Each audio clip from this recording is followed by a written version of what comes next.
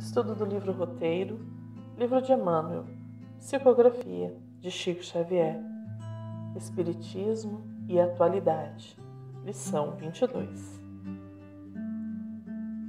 O tema nos convida a uma primeira reflexão. Antes mesmo de adentrarmos em mais uma valorosa lição do livro Roteiro, o que o Espiritismo representa na atualidade da minha vida. Pensar no Espiritismo é, primeiramente, verificá-lo em nossas vidas. Quando me tornei espírita, o que me levou a ir ao encontro desta doutrina? O que o Espiritismo representa em minha vida? E a pergunta fundamental: estou melhor depois de ter me tornado espírita? Não nos interessa analisar o Espiritismo na vida do outro, mas sim em nossa vida, no que tange ao meu viver, e isto se dá porque sou eu quem responderei diante de Deus e de minha consciência o que faço diante de conhecimentos tão importantes. Certamente, verificar o movimento como um todo é necessário, a fim de se verificar rumos, porém nossa visão sempre será restringida por pontos de vista, alguns muitas vezes equivocados. Muito do que se realiza no Espiritismo é silencioso. Espíritos superiores revestidos da mais profunda humildade adentram na terra incógnitos para auxiliar e distanciam-se dos holofotes e dos aplausos, buscando tão somente auxiliar e servir sem alardes.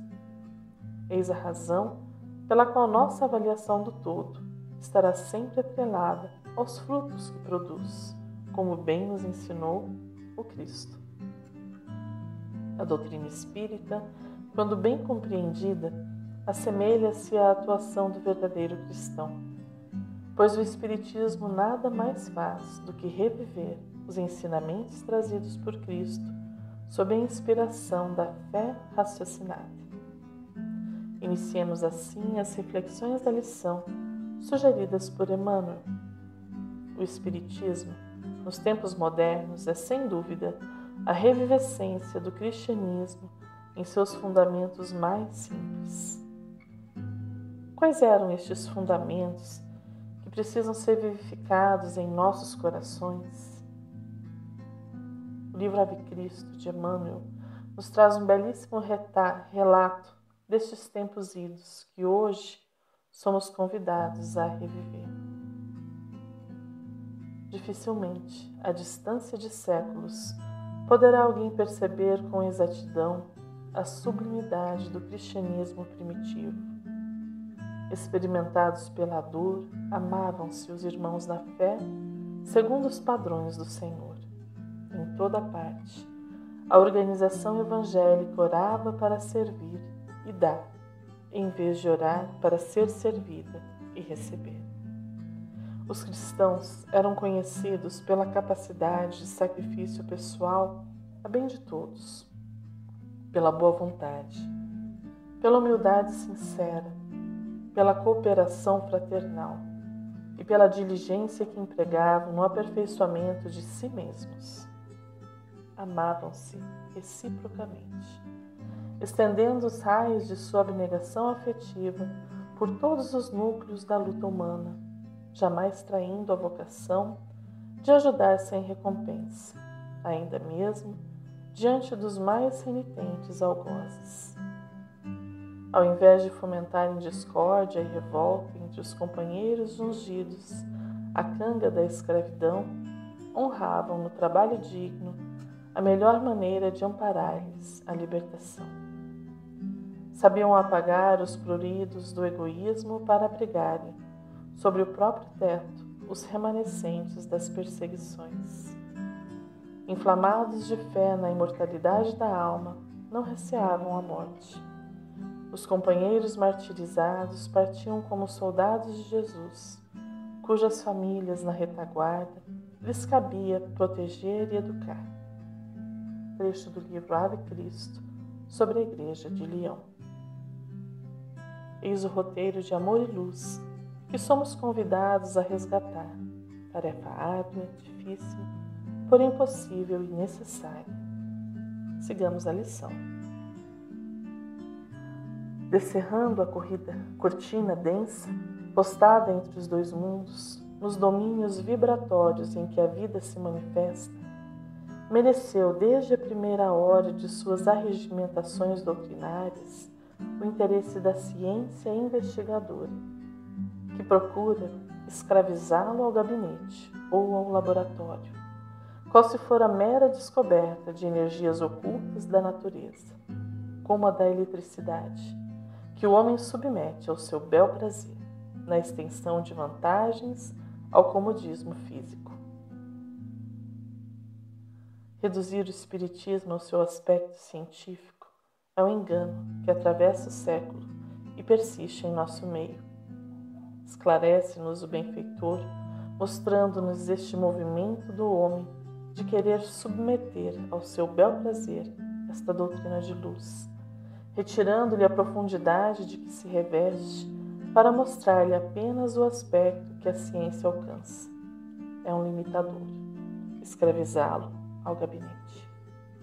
Se temos essa tendência, identificando-nos com os estudos que tratam mais dos aspectos científicos da doutrina, precisamos então buscar o equilíbrio, para que o nosso orgulho e a nossa vontade de submeter a doutrina aos nossos desejos não se concretize. A ciência é necessária, importante e profundamente esclarecedora, mas jamais irá dar na íntegra ao Espiritismo o espaço que este necessita ocupar em nossas vidas e corações.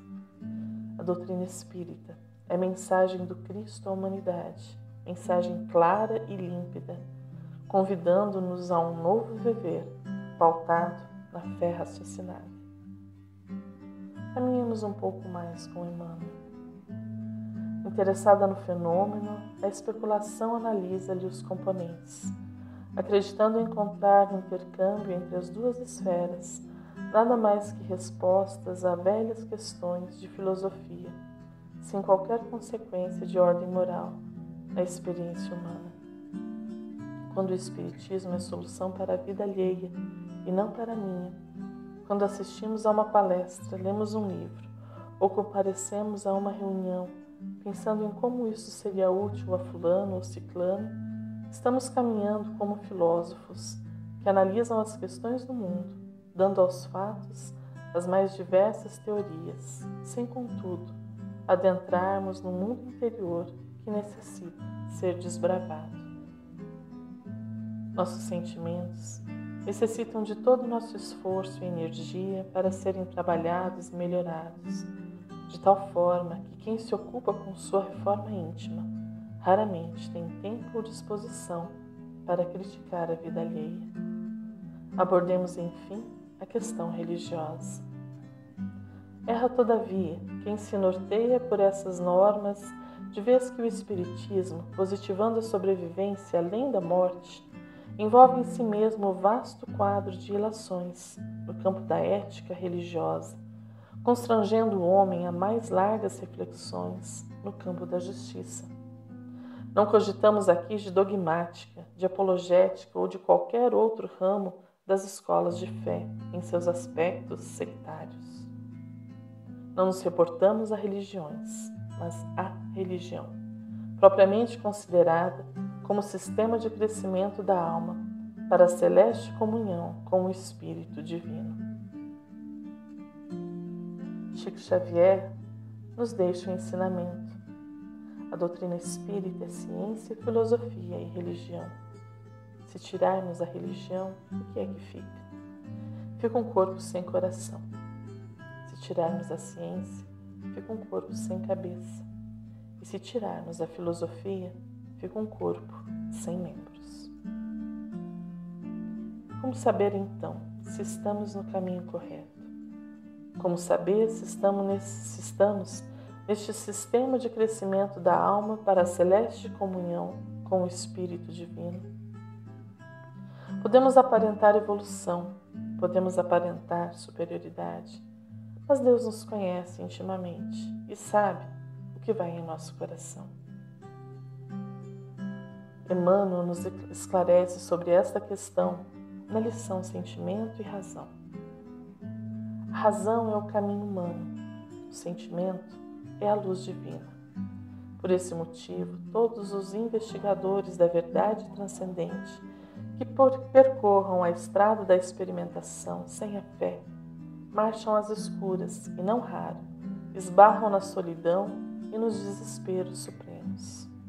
A ciência analítica, a filosofia especulativa podem fazer muito pelo espiritismo, dentro de seus métodos experimentais, mas sem a claridade religiosa, oriunda das ilações do campo doutrinário, estaria ele destinado a representar um papel tão humano e tão transitório como o das mais notáveis filosofias que o precederam, abrindo as janelas douradas de seus castelos teóricos no mundo, acenando as almas com o jogo das palavras, mas passando sempre um curso do tempo, acabando mumificadas no sarcófago das bibliotecas esquecidas.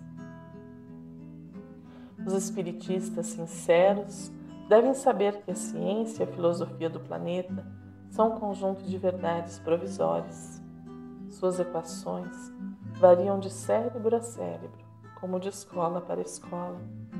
Sem estabilidade no tempo, ambas acompanham os voos do sentimento, de quando em quando aceso pela fagulha do gênio, que despreza a rotina e o convencionalismo para iluminar a estrada do futuro infinito.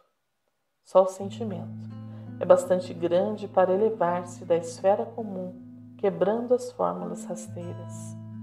É por esta causa justa que o espiritista cristão, invocando o raciocínio em todos os instantes da vida, não deve esquecer sua iluminação própria na fé, de sua elevação sentimental, de sua riqueza interior, em suma, de seu aperfeiçoamento individual na lei do esforço próprio.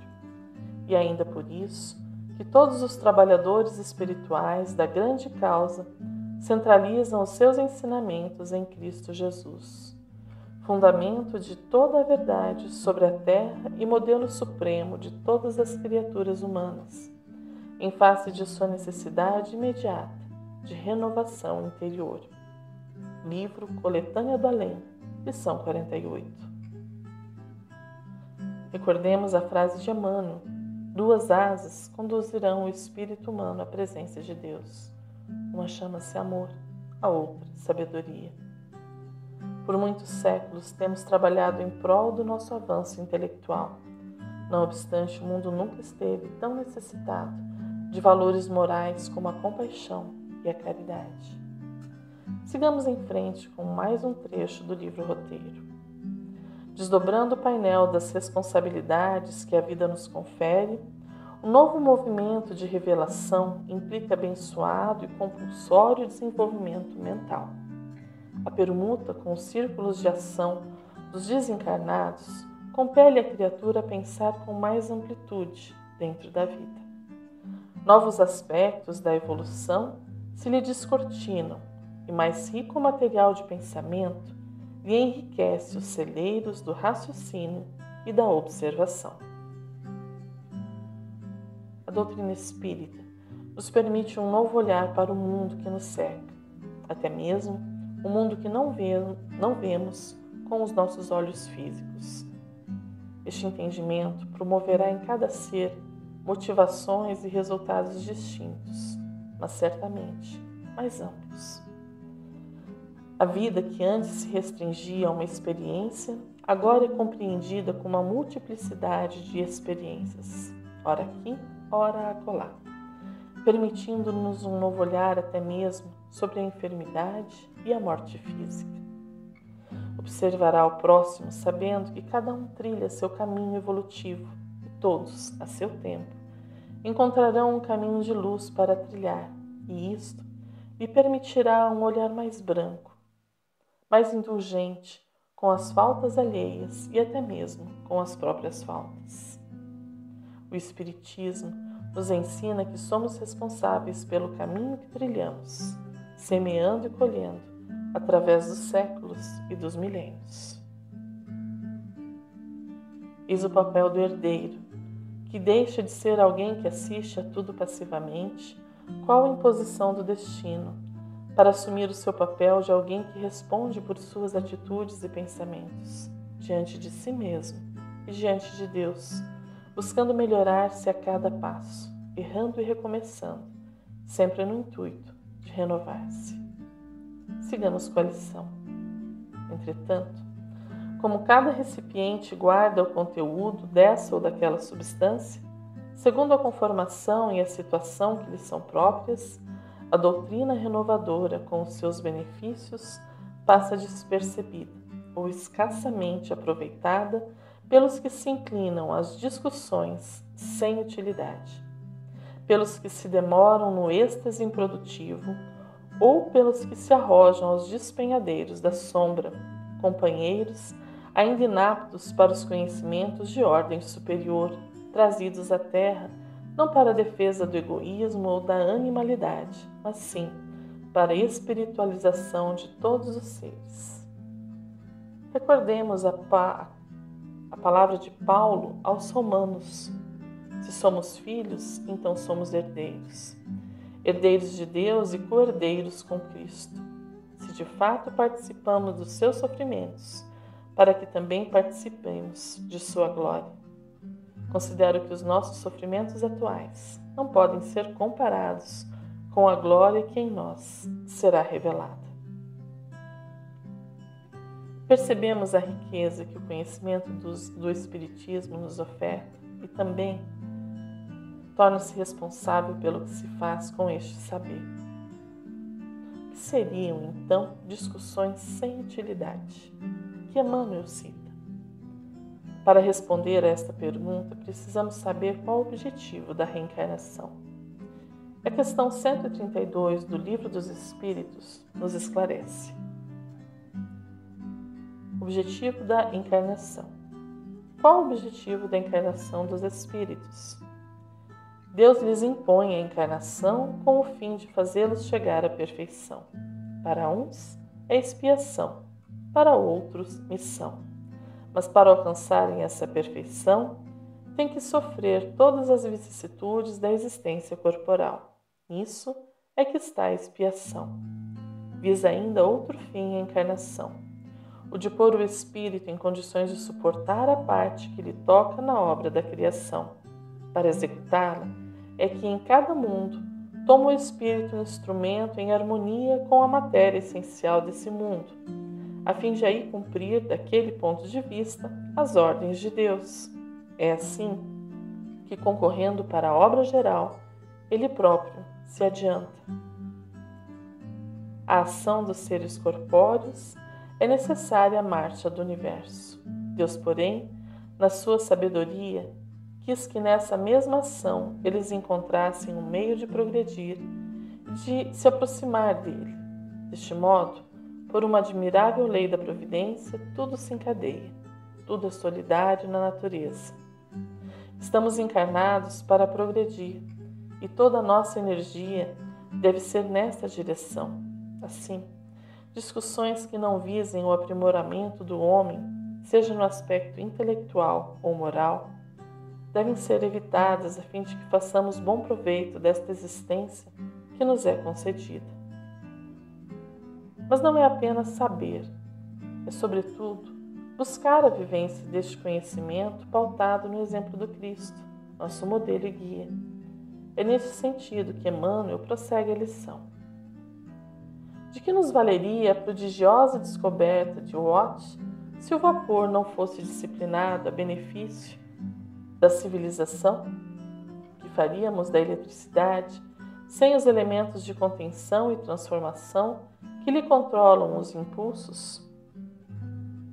É preciso que deixemos o conhecimento entrar em nossas vidas, promovendo a reforma íntima da qual tanto necessitamos, tal qual pedra bruta que está sendo lapidada. Reconheceremos nas lutas diárias ricas oportunidades de aprender e melhorar.